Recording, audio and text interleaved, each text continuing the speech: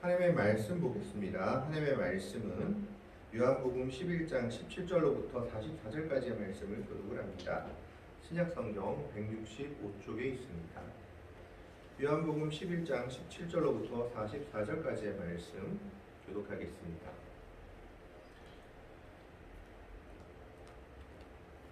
(17절의) 말씀을 제가 먼저 봉독해 올립니다. 예수께서 와서 보시니 나사로가 무덤에 있은지 이미 나흘이라. 그다음에는 예루살렘에서 바깥이라 한 우리쯤 되면 많은 유대인이 마르다와 마리아에게 그 오라비의 일로 위문하러 왔더니 마르다는 예수께서 오신다는 말을 듣고 곧 나가 맞자되 마리아는 집에 앉았더라. 마르다가 예수께 여짜오되 주께서 여기 계셨더라면 내 오라비가 죽지 아니하였겠나이다. 그러나 나는 이제라도 주께서 무엇이든지 하나님께 구하시는 것을 하나님이 주실 줄을 아나이다. 예수께서 이르시되 내 오라비가 다시 살아나리라. 마르다가 이르되 마지막 날 구할 때는 다시 살아날 줄을 내가 아나이다. 예수께서 이르시되 나는 부활이요 생명이니 나를 믿는 자는 죽어도 살겠고 무릇 살아서 나를 믿는 자는 영원히 죽지 아니하리니 이것을 내가 믿느냐. 이르되 주여 그러하외다. 주는 그리스도시요 세상에 오시는 하나님의 아들이신 줄 내가 믿나이다. 이미 말을 하고 돌아가서 가만히 그 자매 마리아를 불러 말하되 선생님이 오셔서 너를 부르신다하니 마리아가 이 말을 듣고 급히 일어나 예수께 나아가매 예수는 아직 마을로 들어오지 아니하시고 마르다가 맞이했던 곳에 그대로 계시더라. 마리아와 함께 집에 있어 위로하던 유대인들은 그가 급히 일어나 나가는 것을 보고 곡하러 무덤에 가는 줄로 생각하고 따라가더니 마리아가 예수께서 곳에 가서 배웠고 그 가운데 오기에 이르되 주께서 여기 계시더라면 내 오라버니가 죽지 아니하겠나이다 하더라. 예수께서 그가 우는 것과 또 함께 온 유대인들이 우는 것을 보시고 심령의 비통이 여기시고 불쌍히 여기사 이르시되 그를 어디 두었느냐. 이르되 주여 와서 보옵소서 하니 예수께서 눈물을 흘리시더라. 이에 유대인들이 말하되 보라 그를 얼마나 사랑하셨는가 하며 그중 어떤 이는 말하되 맹인의 눈을 뜨게 한 이 사람이 그 사람은 죽지 않게 할 수 없었더냐 하더라. 이에 예수께서 다시 속으로 비통히 여기시며 무덤에 가시니 무덤이 굴이라 돌로 막았거늘. 예수께서 이르시되 돌을 옮겨 놓으라 하시니 그 죽은 자의 누이 마르다가 이르되 주여 죽은 지가 나흘이 되었음에 벌써 냄새가 나나이다. 예수께서 이르시되 내 말이 내가 믿으면 하나님의 영광을 보리라 하지 아니하느냐 하시니 돌을 옮겨 놓으니 예수께서 눈을 들어 우러러보시고 이르시되 아버지여 내 말을 들으신 것을 감사하나이다. 항상 내 말을 들으시는 줄을 내가 알았나이다. 그러나 이 말씀하오는 것은 불러서 무리를 위하니니 곧 아버지께서 나를 보내신 것을 그대로 믿게 하려 함이니이다. 두 절의 말씀을 같이 읽습니다. 이 말씀을 하시고 큰 소리로 나사로야 나오라 부르시니 죽은 자가 수족을 배로 동인 채로 나오는데 그 얼굴은 수건에 쌓였더라. 예수께서 이르시되 풀어놓아 다니게 하라 하시니라. 아멘.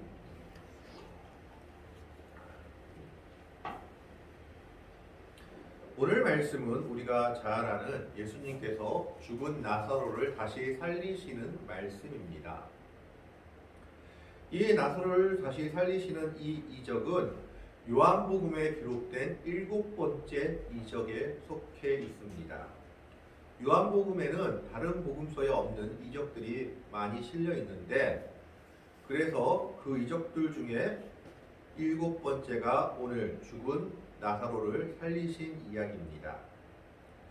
1절의 말씀에 보면 예수께서 한 사람의 방문을 받고 나사로가 병들었다는 이야기를 듣게 됩니다. 나사로의 누이였던 마리아와 마르다가 예수님께 사람을 보낸 것이죠. 이 나사로가 큰 병이 걸렸기 때문에 아마 예수님의 도움을 구하고 예수님께 나사로를 낫게 하고자 보낸 것으로 보입니다. 그런데 예수님은 그 자리에서 이해할 수 없는 행동을 하십니다. 바로 나사로를 보러 가신 것이 아니라 이틀이나 더 유하시고 이틀 뒤에 나사로를 보러 가자고 제자들에게 말씀하신 겁니다. 이상하게 여긴 제자들이 물어보니까 나사로가 자기 때문에 내가 깨우러 가야 된다라고 말씀하셨습니다. 성경은 죽음을 죽음이라 표현하지 않고 잠든다라고 표현하는 구절들이 많이 있습니다. 특히 구약이 그렇습니다. 다윗과 열왕들에 대해서 말할 때도 그들이 잠드니라라고 표현하고 있는 것을 보게 됩니다. 그것은 죽음이 끝이 아니라 다시 깨어날 때가 있다라는 것을 말하고 있죠. 그렇기 때문에 제자들은 그것이 무슨 뜻인지 알지 못했고 자면은 다시 일어날 것입니다 라고 얘기하고 있죠. 왜 그러냐 하면 지금 나사로가 있는 곳이 예수님과 제자들이 가기에는 무척 위험한 동네였기 때문입니다. 오늘 본문 말씀은 아니지만 11장 7절 8절 말씀을 보면 이렇게 기록되어 있습니다. 그 후에 제자들에게 이르시되 유대로 다시 가자 하시니 제자들이 말하되 랍비여 방금도 유대인들이 돌로 치려하였는데 또 그리로 가시려 하나이까. 예수님 하나님의 말씀을 전파하다가 이 당시 서기관과 바리새인들한테 몰려 돌에 맞아 죽을 뻔한 사건이 일어난 지 얼마 안 되었던 겁니다. 그래서 제자들은 왜 다시 걸로 갑니까? 라고 질문하고 있는 거죠. 그래서 자기 때문에 깨워야 된다라고 말하니까 제자들은 자면은 일어날 건데 우리가 굳이 갈 필요가 없습니다 라고 얘기하는 겁니다. 가기 싫었던 것이죠. 그만큼 이 동네가 다시 가기 위험한 동네였음을 말하고 있습니다. 그러자 예수님께서 밝히 말씀하십니다. 14절 말씀에 나사로가 죽었다라고 얘기합니다. 그러면서 내가 거기 있지 아니한 것을 기뻐하노니 이는 너희로 믿게 하려 함이라. 그러나 그에게로 가자 하시니 이 말씀을 듣고 제자 중 한 명인 도마가 이렇게 얘기합니다. 16절 말씀을 보면 오늘 바로 앞에 절의 말씀인 디두모라고도 하는 도마가 다른 제자들에게 말하되 우리도 주와 함께 죽으러 가자 하니라. 그러니까 얼마나 상황이 좋지 않은 상황이냐 하면 다시 유대 땅으로 들어가면 우리가 죽을지도 모르겠다라는 그런 절박한 심정을 제자들이 가지고 있었던 겁니다. 그래서 이제 나사로를 깨우러 가야 된다라고 말하고 죽은 자를 깨우러 가야 된다고 말하니까 도마가 약간 퉁명스럽게 말한 것처럼 보이는데 그래 우리도 죽음을 각오하고 예수님과 함께 나사로가 있는 지역으로 가자라고 얘기하고 있는 겁니다.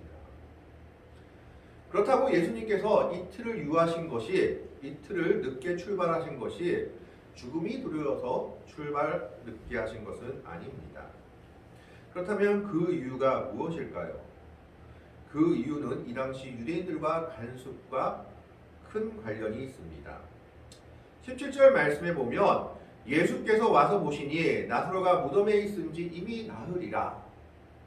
그러니까 이 시간을 계산해 본다면 예수께서 이틀을 유하시고 이틀 뒤에 오셨기 때문에 아마 예수님이 나사로가 병들었다는 소식을 들은 이때는 이미 나사로가 죽은 때였습니다. 이미 죽어있는 때에 그 소식을 예수님이 들으셨던 것이죠. 그런데 왜 나흘째나 이 나사로가 있는 곳으로 도착하셨을까요? 많은 학자들은 이 일에 대해서 이 당시 유대인들의 간섭과 큰 관련이 있다라고 생각을 합니다. 이 당시 유대인들의 간섭 중에는 영혼이 3일 동안은 육체를 떠나지 못하고 주변을 돈다라고 생각했습니다. 그래서 3일 동안 그 영혼이 어떻게 해서든지 육체에 들어가려고 애쓰는데 그러다가 육체에 들어가게 되면 죽은 사람이라도 3일 안에는 다시 살아날 수도 있다라고 생각을 했던 겁니다. 하지만 3일이 지나고 나흘이 되면 영혼이 떠나기 때문에 나흘이 지난 육체는 어떻게 해도 살아날 수 없는 완전한 죽음으로 인식했습니다. 그래서 죽은 지 나흘이나 되었다라고 말하고 있는 것은 완전한 죽음을 의미합니다. 영혼도 떠나가 버린 완전한 죽음을 말하고 있습니다. 그래서 맨 뒤에 예수님께서 돌을 올려 굴려 놓으라, 즉 돌을 옮겨 놓으라고 말했을 때 심지어 그 누이 마르다가 뭐라고 얘기했냐 하면 죽은 지 나흘이 되었음에 냄새가 난다라고 말하고 있습니다. 이미 썩기 시작했다라고 얘기하고 있는 겁니다. 시체가 썩기 시작하는 순간 영혼도 이미 다 떠나간 순간이 나흘째입니다. 그렇기 때문에 이것은 완전한 죽음을 이야기하고 있습니다. 예수님은 완전한 죽음을 지금 죽고 있는 나사로에게 오신 것입니다. 그래서 마르다가 그리고 마리아가 예수님을 맞이하면서 하는 말들이 있습니다.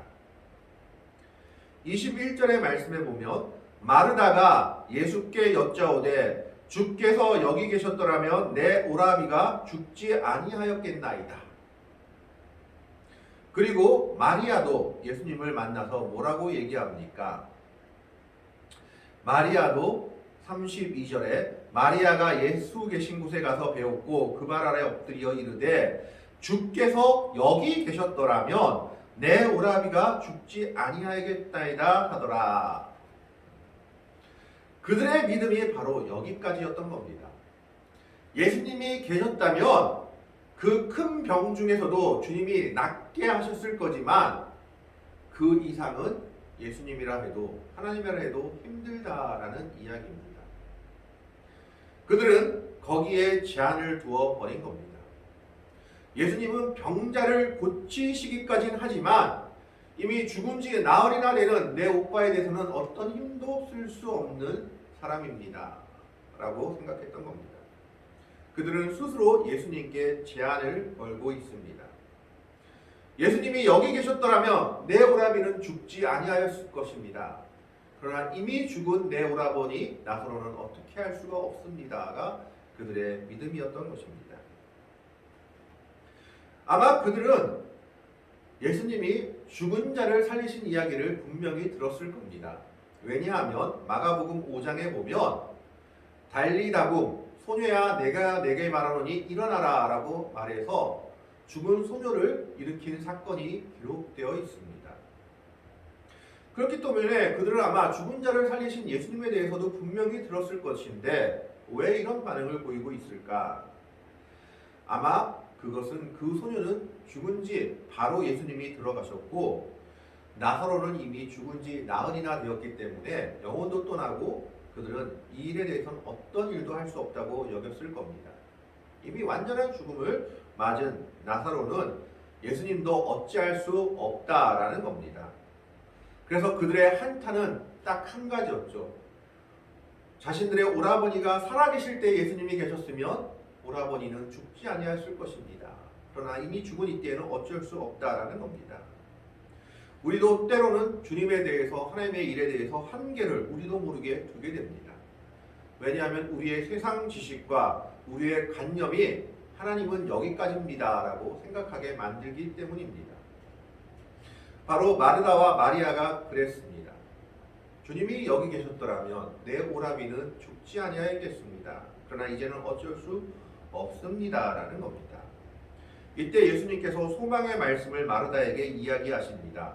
23절에 예수께서 이르시되 내 오라비가 다시 살아나리라. 그런데 마르다는 이것을 어떻게 받아들입니까? 24절 말씀에 보면 마르다가 이르되 마지막 날 부활 때에는 다시 살아날 줄을 내가 아나이다. 이것은 바리새인들의 믿음이었죠.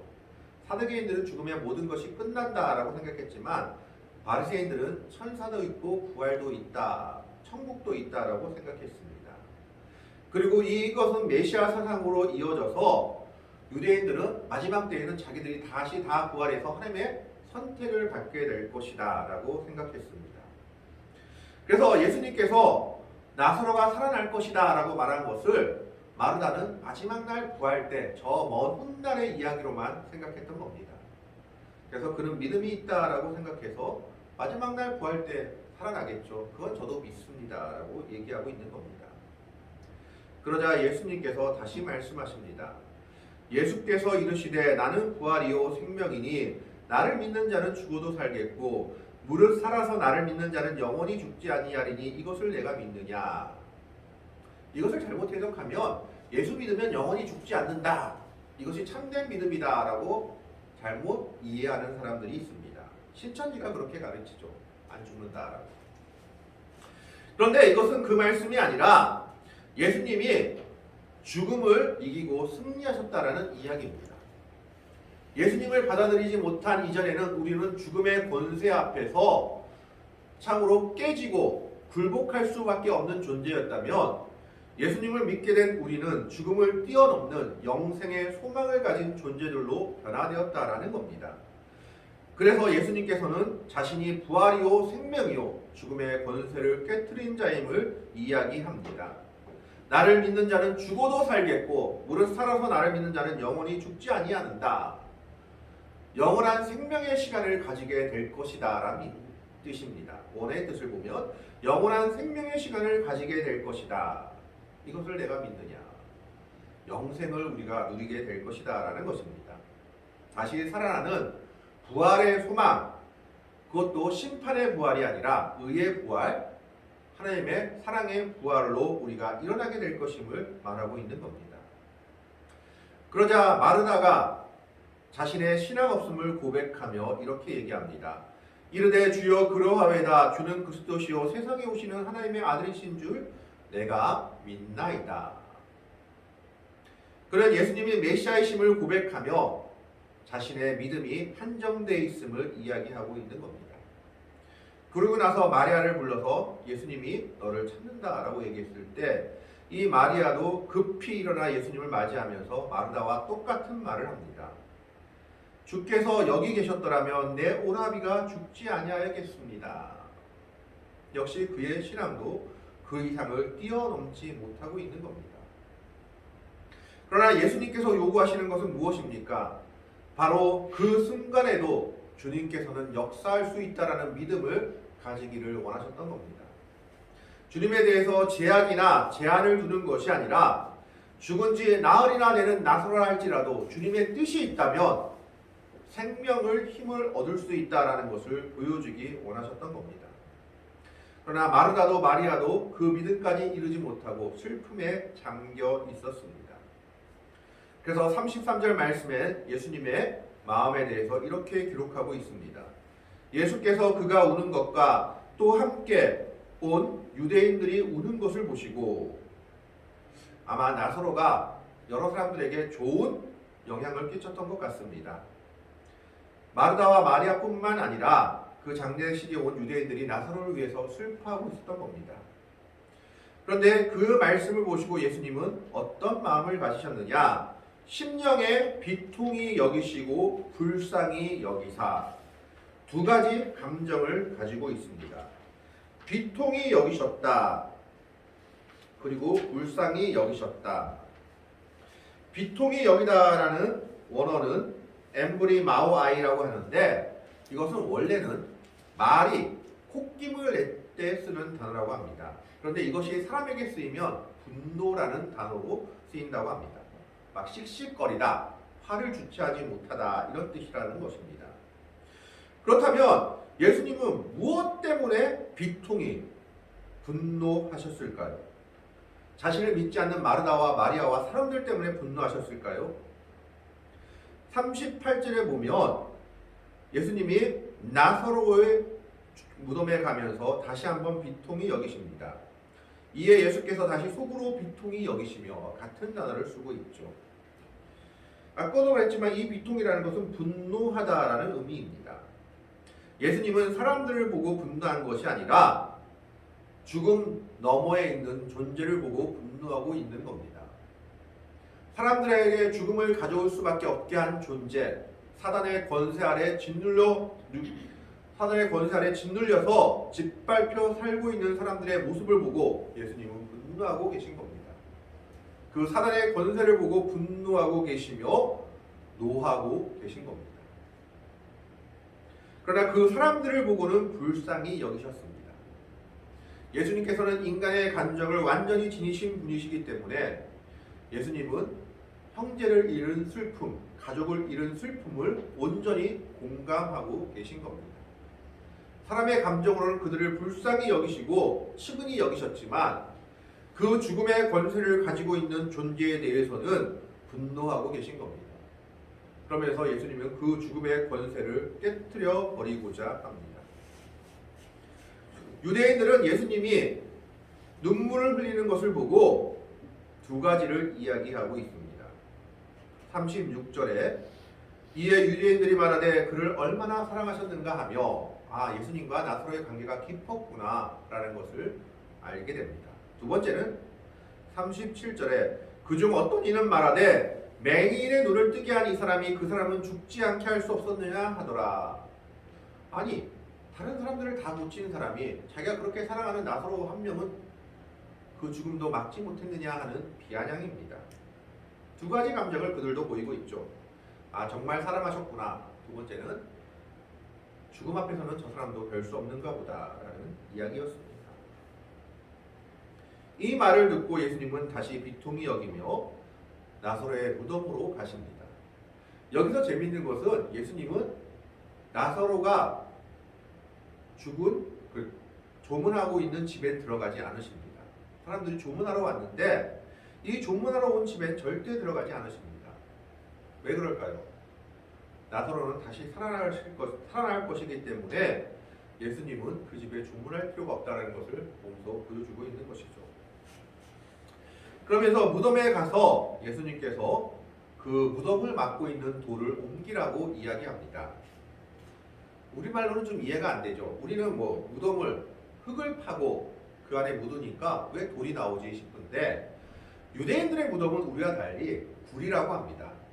굴 안에 시신을 놔두고 시신을 잘 감싸서 놔두고 그 굴을 돌로 막는 것이 무덤이었습니다. 그래서 예수님께서도 돌무늬에 옮겨지며 부활하셨다라고 기록되어 있죠. 그러니까 유대인들의 무덤은 굴입니다. 굴 안에 시신을 넣어두고 싸서 돌로 막는 겁니다. 그래서 예수님께서는 돌을 옮겨 놓으라고 명령하시니까 마르다가 말리죠. 왜요? 이미 죽은 지 나흘이나 되어서 시체 썩는 냄새까지 나는 그런 곳에 가서 돌을 옮겨 놓으면 뭐 하겠습니까? 라는 겁니다. 이미 영혼도 떠난 상태인데 이미 죽은 지 나흘이나 돼서 썩는 냄새가 나는 그 사람 시체 있는 동굴에 그 돌을 옮겨 놓아서 뭐 하겠습니까? 라는 이야기입니다. 주여 죽은 지가 나흘이 되었음에 벌써 냄새가 나나이다. 아직까지도 그의 믿음은 나사로가 다시 살 것이라는 것에 이르지 못하고 있습니다. 그러자 예수님께서 40절에 이렇게 말하고 있습니다. 예수께서 이르시되 내 말이 내가 믿으면 하나님의 영광을 보리라 하지 아니하였느냐 하시니 네가 믿는다면 순종하라는 이야기입니다. 우리는 때로는 우리의 생각으로 하나님의 능력을 제한해 버립니다. 하나님은 여기까지는 할 수 있어도 이것까지는 안 되실 거야. 우리의 생각과 관념과 경험이 그렇게 만들어 버리는 겁니다. 마라도 마찬가지였습니다. 죽은 지 나흘이나 된 우리 오라버니는 아무리 예수님이라 해도 이미 시체 썩는 냄새가 나는 저 돌을 옮겨 놓아봤자 아무 소용없다라는 겁니다. 하지만 예수님께서는 순종하라고 명령하십니다. 그러자 그들은 마지못해 예수님의 말씀에 순종해서 돌을 옮겨 놓습니다. 이에 예수님께서 기도를 하시죠. 41절 말씀에 예수께서 눈을 들어 우러러보시고 이르시되 아버지여 내 말을 들으신 것을 감사하나이다. 하나님이 하나님의 백성들의 기도를 들으심을 이야기하고 있는 겁니다. 42절에 항상 내 말을 들으시는 줄을 내가 알았나이다. 우리에게 있어야 되는 믿음입니다. 우리의 기도는 하나님이 한 번도 외면하지 않고 항상 듣고 계십니다. 그러나 이 말씀하옵는 것은 둘러선 무리를 위함이니 곧 아버지께서 나를 보내신 것을 그들로 믿게 하려 함이니이다. 그들이 예수님이 메시아임을 믿기 위해서 그들을 위해 기도하고 계신 겁니다. 그러면서 예수님은 그 동굴을 향하여 큰 소리를 외치십니다. 이 말씀을 하시고 큰 소리로 나사로야 나오라 부르시니 어떻게 보면 미친 자 같죠. 죽은 사람한테 나오라고 외치고 계신 겁니다. 그러나 이것이 예수님의 권세였습니다. 하나님의 아들이신 예수님이 말씀으로 명령하자 죽음의 권세에 있던 자가 노임을 받게 된 것입니다. 나사로야 나오라 부르시니 그 명령에 순종하여 나사로가 나오고 있습니다. 44절의 말씀에 죽은 자가 수족을 배로 동인 채로 나오는데 몸에 칭칭감인 그대로 그 사람이 일어나서 죽음에서 일어나 죽음의 권세에서 깨트려 버리고 나오고 있는 겁니다. 그 얼굴은 수건에 쌓였더라. 왜 칭칭 감을까요? 냄새나고 그럴까봐. 그리고 썩는 것이 보기 좋지 않으니까 칭칭 감아버리는 겁니다. 그런데 그렇게 완전히 죽은 자가 죽음에서 일어나 무덤 문을 열고 나오고 있는 겁니다. 바로 이것이 주님께서 말씀하고 있는 믿음의 모습입니다. 우리가 주님의 뜻에 순종하기만 한다면 죽음의 권세까지도 깨뜨려 버리는 것이 주님의 능력입니다. 하나님의 일에는 주님의 능력에는 제한이 없다라는 것입니다. 그때 예수님께서 말씀하시죠. 예수께서 이르시되 풀어놓아 다니게 하라. 저 수건과 배 다 풀어버리라 라는 것입니다. 죽음의 권세에서 노임을 받게 하라는 이야기입니다. 풀어놓다라는 단어는 그리스어로 리사테입니다. 이 리사테라는 말은 풀어놓다라는 뜻 외에 떼어내다, 없애버리다라는 뜻이 있습니다. 죽음의 권세가 덕지덕지 붙어있는 것을 다 없애버리고 새로운 생명의 길로 나오게 하라는 것을 말씀하고 있습니다. 우리도 이 나사로처럼 주님의 음성으로 새 생명을 얻게 된 주의 백성들입니다.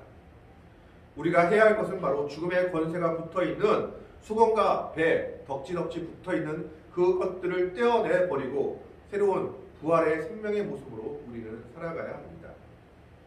이것이 주님의 뜻이요 주님의 명령이었습니다. 예수님께서는 말씀으로 사람들이 정말 어떻게 할 수 없다고 생각한 죽은 지 나흘 되는 나사로를 살리셨습니다. 그 예수님은 하나님의 아들이었기 때문에 바로 이 일을 표적으로 행하신 것입니다. 그리고 그 예수님은 지금 오늘도 우리와 함께 하시며 역사하고 계십니다. 우리가 제한하지만 않는다면, 우리의 생각과 경험으로 찬양하지만 않는다면 오늘도 하나님은 우리에게 놀라운 일들을 이루어 주실 것입니다. 우리는 그것을 믿음으로 받아들이면 됩니다. 나사로야 나오라 라고 부르셨을 때 죽은 지 나흘이나 되는 나사로가 죽음의 권세를 깨뜨리고 돌문 밖으로 나왔듯이 오늘도 주님의 음성과 주님의 명령이 있을 때 이 시대에도 그 놀라운 역사는 계속될 것입니다. 우리는 그 일에 대해 믿음을 가지고 순종하면 주님의 놀라운 역사를 보게 될 것입니다. 예수님은 2000년 전에만 역사하신 분이 아니라 어저께도 오늘도 내일도 우리와 함께하며 놀라운 일들을 이루어 가시는 분이심을 우리는 믿어야 합니다.